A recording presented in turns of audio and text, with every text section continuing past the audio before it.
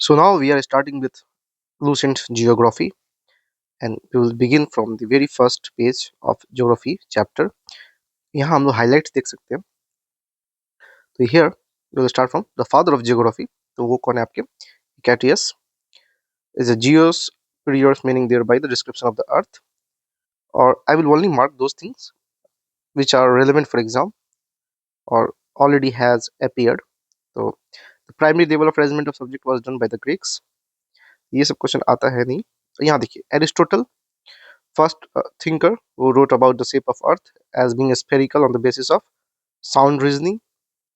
Now, Ptolemy was the famous Roman scholar of cartography and general geography. Roman geographer Strabo considered earth to be oblong.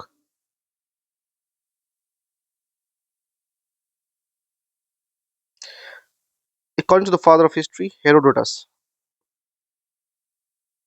तो ये है आपके Herodotus. History, all history must be treated geographically and all geography must be treated historically.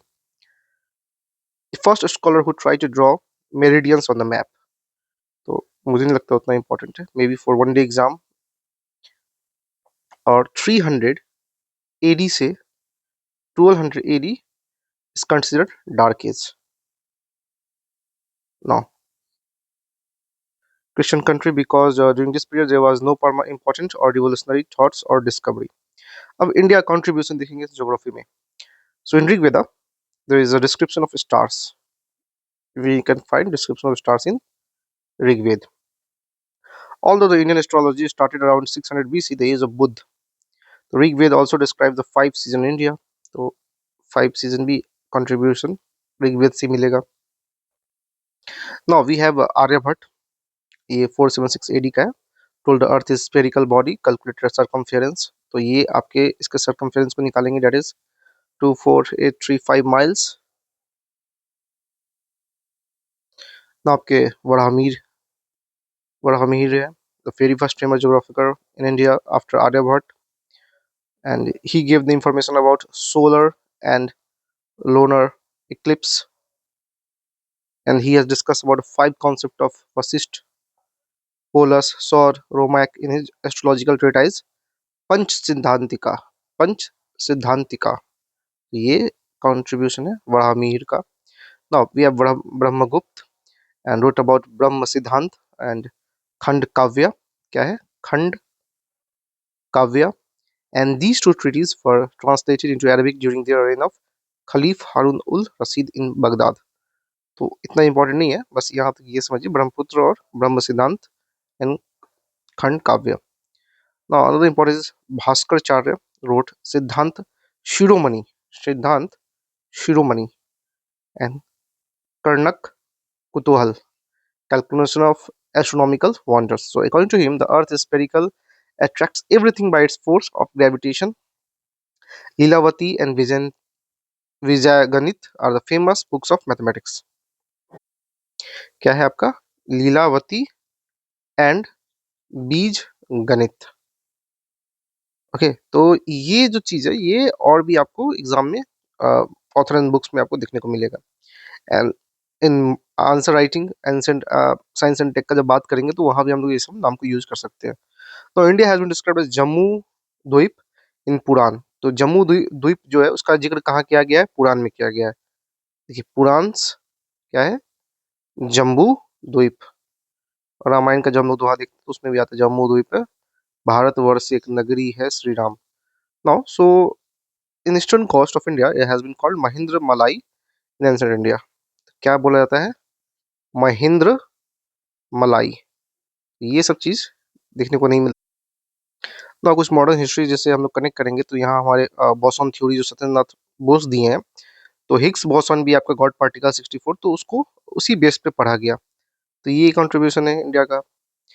फिर आपके अरब geographer Al Khwarizmi wrote book name Sindh Hind. ठीक है, तो ये हो गया आपका.